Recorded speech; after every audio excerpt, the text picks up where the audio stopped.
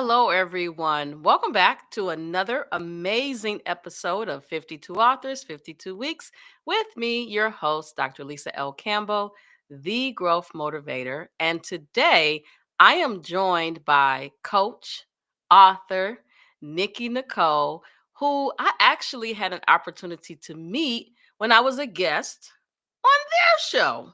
And so, it's one thing to be a guest on someone's show, but then to read a book that they wrote, it gives you a totally different perspective of the person. And so I am so excited about your book, one of your books. This particular one is titled Motherhood. And right away, when I started reading it, I got a little emotional, and thinking to myself, I read that book, What to Expect When You're Expecting. But I would have loved for my mother to write me a book or give me a letter. And so, one of the things I'm trying to get my husband to do is I bought him this book that you write in, and it says, Granddad, tell me your stories. And so I'm probably going to be nagging him with regards to that area, because I think it's so important for our children and our grandchildren to just have information about us to carry them through their life. It really helps you understand why you do the things you do, why you say the things you say. And when we get into the episode, I'm probably going to surprise you with some things that I'm going to mention about motherhood. So first, tell our listening, viewing audience about your background, and then we'll get into the book. And of course, we're not going to tell them everything that's in the book. We want them to get their own copy of the book. Okay, so that depends on where do you want me to start. We can start from childhood. We can start from right now. That's a loaded question. Well, Well, um, 1994, I can tell you what went down. well, I'm originally from South Carolina. I have been in North Carolina for about 10 years. I have two children. I actually had just adopted a child, and I have one grandson. And yeah, I'm author. I wear a lot of hats. I'm an author. I'm a graphic designer, life coach. I just recently received another certification in coaching for a business and entrepreneur coach. Yeah, I'm just working and just trying to be the best that I can be for my grandson, because I was in an era where I didn't meet my grandparents until I was a teenager. So I'm in that area in my life where I'm like, I just want to be the best version of myself for my grandson and him to see something, me to leave a legacy behind for him. Well, you definitely are leaving a legacy with all of your books, and we'll talk about them at the end. But it's interesting that you say that when you met your grandparents, and my husband um, quite frequently talks about how blessed I am to have had my grandparents in my life since I was a baby. Wow. And actually, right now, my grandfather is 104 years old. And so just all of the things that he's been through in life, I'm amazed that he still remembers a lot of the stories. One in particular, he talked about being down south and experiencing some racism. And so he talks, when you talk to him, he brings up that story quite frequently, which leads me to believe that it left a mark on his life from the perspective that had those individuals been successful in running him over with the car and whatever else they were trying to do, that he wouldn't be here. So I'm thankful to have him in all of our lives, because, today that's somewhat unheard of for your grandparents to be around that long. And of my four grandparents, he's the only one left. Wow. Wow. So you talk about motherhood. And when we met previously, I did not know you were mother, because I don't think that was the focus of our show. And I don't know if I actually mentioned that I was a mother. And I have three bonus babies, but my oldest Jasmine was born in 1992. Jasmine is deaf. She's nonverbal. Mentally, I would say, she's anywhere between 5 and 15, depending on what it is she's doing. And in your book, you highlight that kids don't come with the user's manual. And I remember when I was pregnant reading What to Expect When You're Expecting. And that book certainly gave me some insight, but it did not help me with all things Jasmine.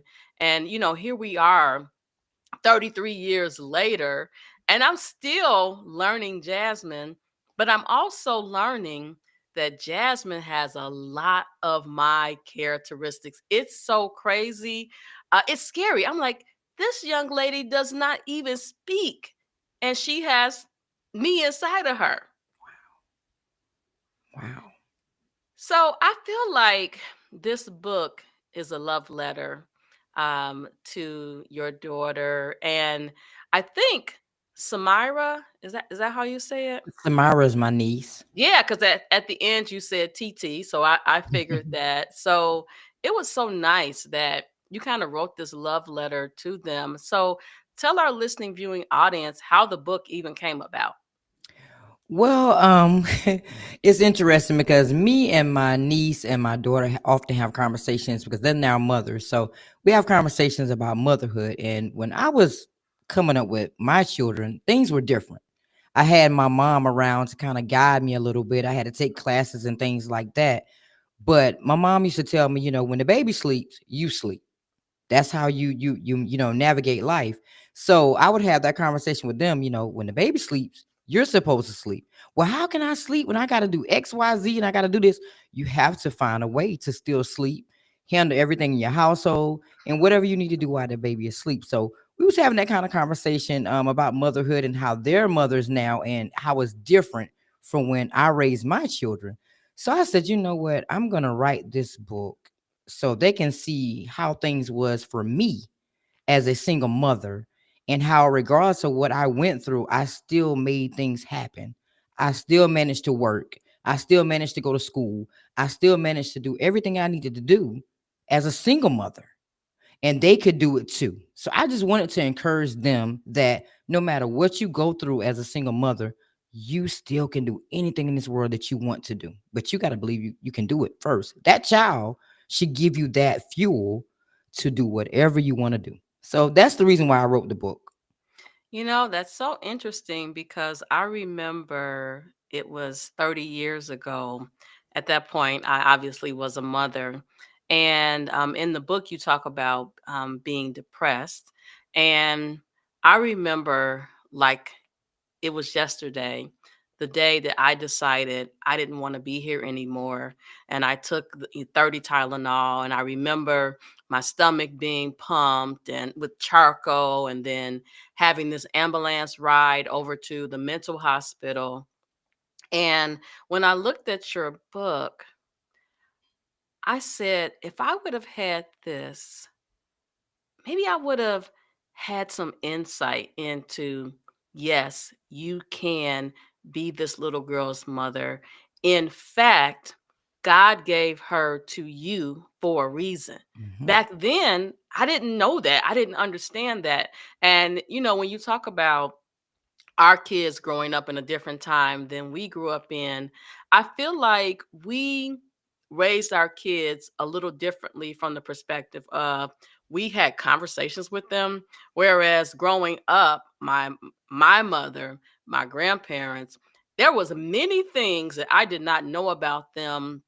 Honestly, it was like when they started getting older and then they just started letting stuff Mhm. slip.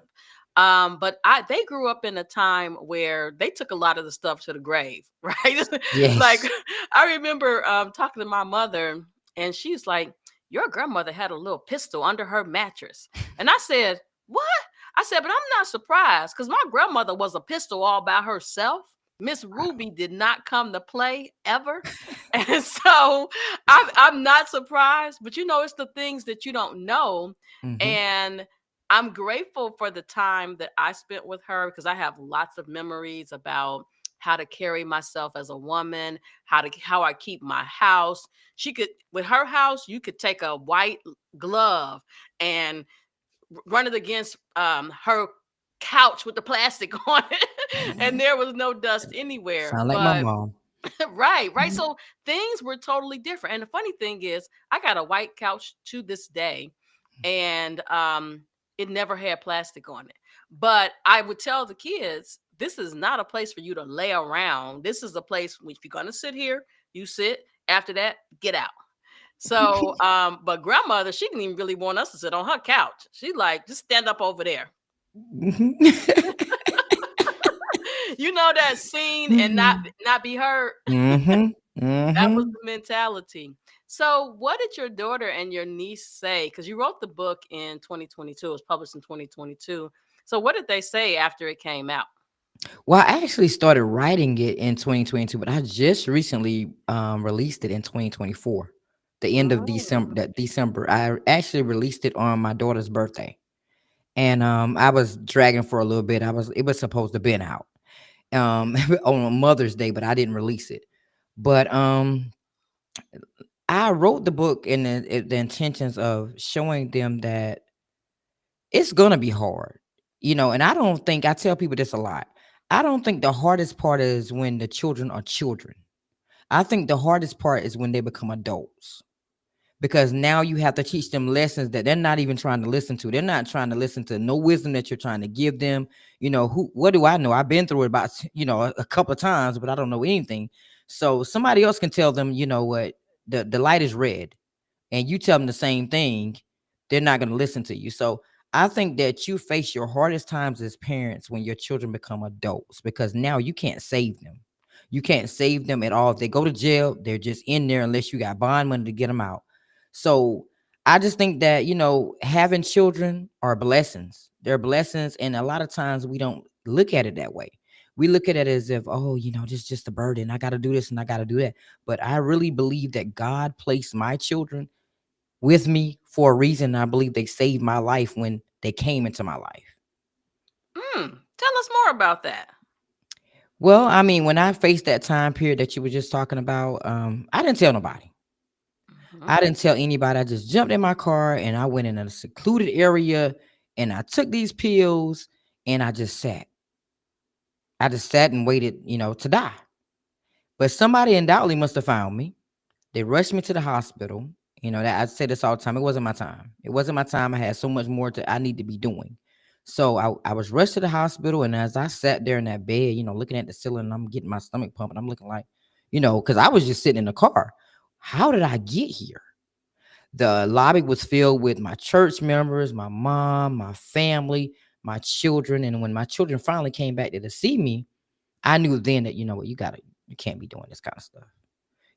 They're depending on you. You're the only parent that they have. And you have to shake yourself back and do what you need to do for them. And ever since then, I hit the pavement running. Anything I wanted to have, I got it. Anything I needed to do, I made sure they had everything they needed, everything they wanted. And my mom was my backbone through it all. So children, if you have children, just look at them one good time. And that's gonna make you do anything you want to do in your life. And just it's like you get wings. You know how Mm. red you have a Red Bull and they say, Red Bulls give you wings. That's how I felt with my kids, or having a Red Bull and getting my wings. Wow. I'm reminded of a mindset that people used to have back in the day. Oh, you're a single mother. You're not going to do anything with your life. And then subsequently, your kids are going to have the same experience. And one of the things that I realized was, number one, I can be anything I want to be. I'm not defined by other people. But as I got my bonus babies in my life, I realized that it was so very important for me to be an example for them, because you can't tell them nothing, Yeah. but you can show them what life could be like. And as they navigate life, between ages 20 and 30 now, I'm just so proud of the adults that they have become, watching our son with his sons and how he, cares for them. My husband and I kind of say spoils them. Um, but I'm proud that I always say with them, I to some extent got a do-over because my special needs daughter, while her school had like proms and she went to prom like 3 times, but just the experience of taking them to college, right? And watching them walk across the stage. And even though I'm not their biological mom, I'm still mom because I've Right. mothered them I've been in their lives since 2008. It's 2025, right? And so as I watch them navigate life and, talk about decisions that they make and why they made them, I just smile and say, okay, devil, you thought you had me, but you're a liar because we Mhm. turned that thing around and we're going to keep it going. Right. So you never told me, what did the kids say about the book? Have they read the book? Well, my daughter, I don't think they read. I don't think either one of them, my daughter, my son, or my niece read it yet. My mother has read it. And she was like, "You said all of that?" I was like, "Well, I wanted to be authentic, I wanted to really tell my story, in the naked form, and let them know how motherhood really is and how tough it can be. Because I know it's times that my mom tell me this all the time. I don't tell you everything that I went through, raising you. A lot of times parents keep a lot of things to themselves, the bad times, where they're struggling and they're trying to survive. They don't tell you those type of things because they're trying to just make it happen. So my mom said, I still ain't gonna tell you, all that I've been through. You just don't tell your children what you go through. So I just wanted to put that blueprint out there to let them know that no matter what you go through, not just being a mother or a father, no matter what you go through in your life, you still can do whatever you need to do in your life. I had a church member tell me a while ago that do not let anyone define who you are. Now, when she told me that, I never understood at that point what that meant until I got into my adulthood. And I was like, now I know why she said that to me. Because people will try to paint a picture of you that's not true. And then you have to be strong enough to stand against that and show them the truth through your own eyes and your own lens. So I Yes. I truly believe that everything you going through in life, there's always going to be something that you go through, but I do believe God gives the hardest battles to the strongest soldiers. Mm. And he won't put no more on us than we can bear. He knows that we can handle it. That's why he assigned it to us. But I say sometimes, God, you love me that much? You love me that much. But life is life, and we just have to take all the punches and keep moving. I love it. So, you talk about things that you hear when you're younger and you don't understand them. I remember growing up in the church and hearing these songs, right? Mhm. And of course, some of them were hymns and you were obedient, you would sing them. And then it wasn't until you were older that you really understood the meaning. But speaking of singing, in the book, and I highlighted it, you say you can sing. Yes, ma'am. I don't do it often. I used to sing in the choir as a child. My mom was this big stickler on you're gonna usher, you're gonna sing on the choir, you're gonna participate in everything in church. So I had to participate in everything. But I sung a little bit back then, and now I just sing to my grand. I sing my grandson. I sing to my nieces and nephews. I don't really go too far with it, but I used to want to be that singer back in the day. I did. Well, this is my 2 cents. When I know you're doing your podcast, but when you're on the big stage presenting, you need to bust out in a song every now and then. Um, I remember being at a conference a year ago, and my topic was it was motivational, but it was heavy. And I just, in the middle of the presentation, started singing this song. And then the audience joined in, and it literally lightened the mood. Now, of course, people were like, I didn't know you could sing. I'm like, I am background singer. Don't ask me to do a solo. Um, but there have been many days where I've had to sing to myself. You know that song, sometimes you got to encourage yourself. I've Hmm. had to sing to myself. I've had to sing in the house, Yes. um, just to make it another day. Yes. Yes. Yes. And it's funny how you say, I just told someone this. I say this a lot. Amazing Grace, these songs that you said, the hymns that you sing, you just get on the choir and you sing these songs, which you really don't know, because we had to memorize these songs. We had to know word for word. So you get up and you sing these songs, but it doesn't happen in your life when till you get grown and you start listening and you're cleaning up, like, clean up the house on a weekend day, and you're listening to some gospel, and you start listening to those words and you're like, wait a minute, I just sung myself to tears, because you done been through this. You know what it feels like to have amazing grace, and the grace and mercy that God, woke you up in the morning. You know what that feels like. You know what that means now that you're an adult. But back when you was a child, you didn't understand why mama made you go to church. My mom would she would make me go to church regardless of what I did on a Saturday. I went to a band competition on a Saturday and get home like 1, 2 o'clock in the morning. She said, 7 o'clock, your feet need to hit the floor. We're going to church. We're going to Sunday school and church. Now, did you grow up Baptist? Baptist. Oh yeah, listen. So I think you left a couple of stuff out because here in Chicago, we had Sunday school, we had service. At 3 o'clock, we had Baptist Training Union. Oh, And yes. then on Tuesday and Wednesday, we had Bible study. So, like you, I was in the choir, I was in the usher board, but I also had to do those Easter speeches. Yes. And when I look back on life, it was that discipline that made me who I am today. And you mentioned Amazing Grace, and I remember clear as day my grandmother being in the senior gospel choir, and they had on white blouse, black skirt, you know, the uniform. Hmm. And I remember watching my grandmother catch the Holy Ghost after the song Amazing Grace was on. And back then, I'm just looking at her and I didn't understand. Oh, but let me tell you, when I got older, I really come to understand and appreciate how amazing grace is. Yes, ma'am. Yes, ma'am. So listen, we got about 8 minutes left.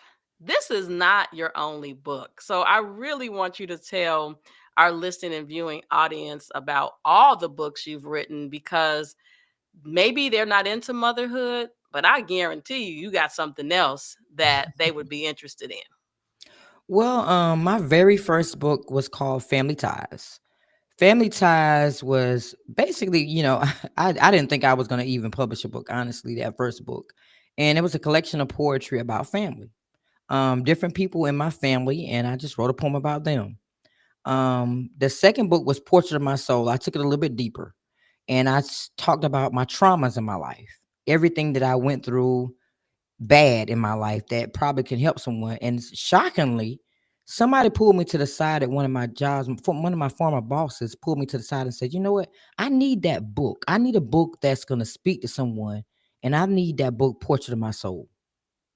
So I sold the book to her, and it actually helped. It helped one of her, helped her daughter to get through a very dark period, because I think she had lost her husband at the point. All of my books are in the museum, except for the last few books. The next book I wrote was Mixed Emotions. Mixed Emotions is not, it's not a real story. It was just a bunch of short collection stories about just life lessons, things that people really go through in life, just to show a different side of myself. And actually, I think that's my bestseller at this point. Because people are still waiting for a part two of that book, but I haven't written it yet. The next book that I wrote was Family Ties sequel.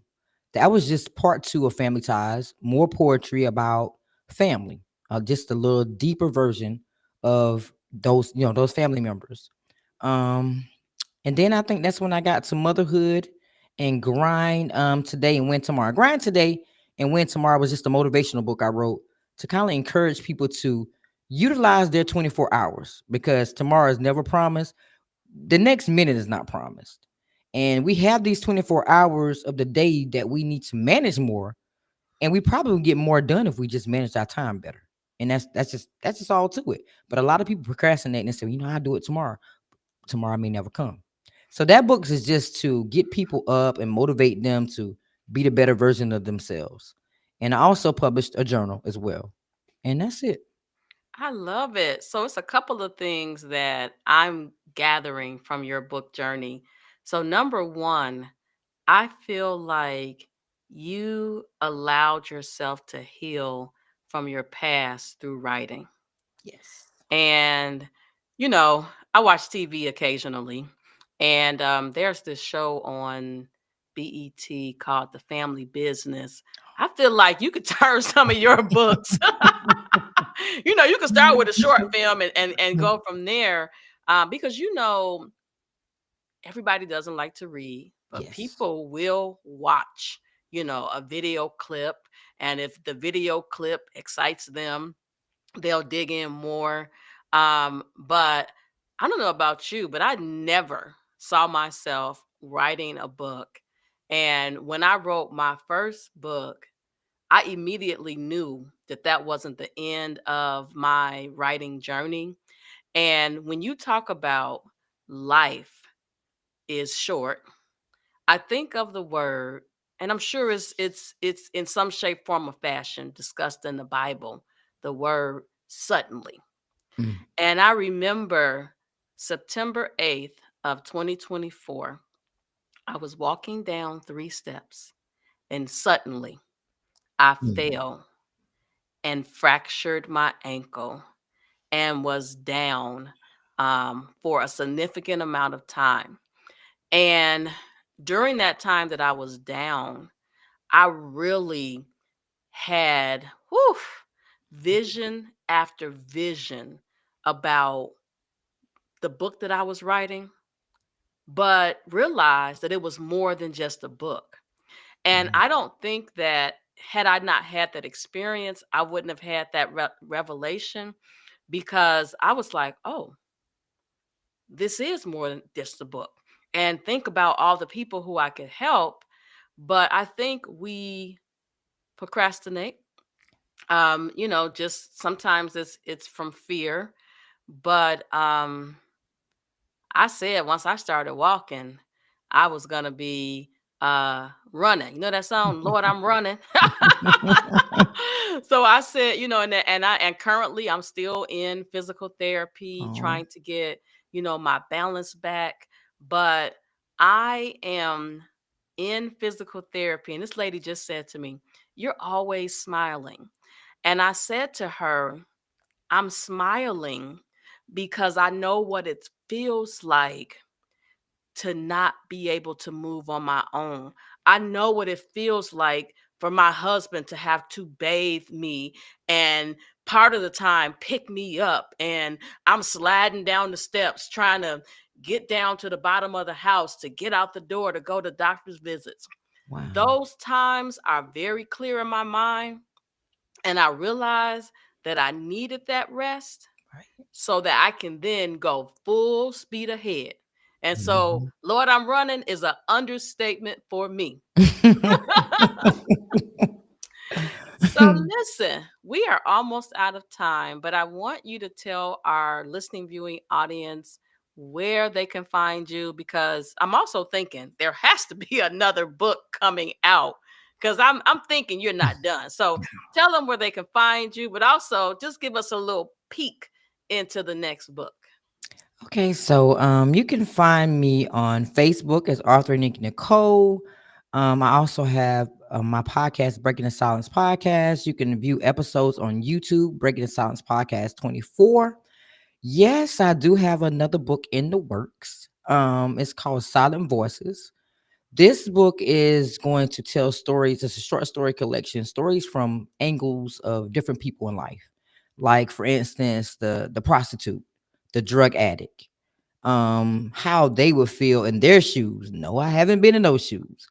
But just from what I do and know about it, it's gonna talk about them. Just tell a story about them as that person, and then at the end, it's gonna leave you on a cliffhanger to what would you do in that situation?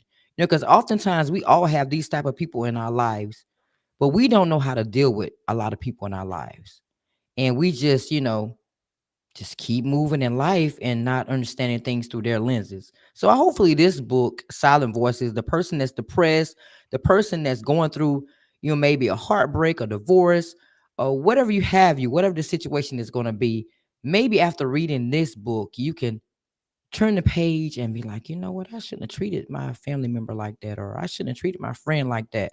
Maybe it can stand as a motivation for people to come together and to love one another.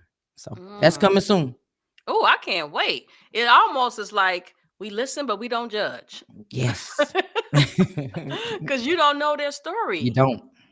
You And don't. and we make assumptions um about what we think that person is going through or went through, but Mhm. you really don't know. You Really don't don't. know the voices that they hear in their head. I remember when I was in my non-weight bearing status and I would have to get up, on my walker to go to the bathroom and I had to hop on one foot. Oh, So many times I had to tell myself, you're not going to fall. You're not going to fall. You're not going to fall. And unless someone's been through that situation, right. you don't have a clue what it's like to be in that status, to be vulnerable, Mhm. where you can't do much for yourself. And I'm so grateful for my village, I mean, they literally came through to help support me during that time, but you don't know. And You even don't. now, when I'm going down the steps, I'm like, I got my foot up against the back of the steps, making sure my foot is flat. I'm going one step at a time. In fact, the physical therapist is like, you don't have to go one step at a time. Oh, yes, Mhm. I do. Because right Mhm. now, I still am, not that I'm guarding my ankle because the screws and the plates, right? They in there. I'm just being more mindful Mhm. when I walk.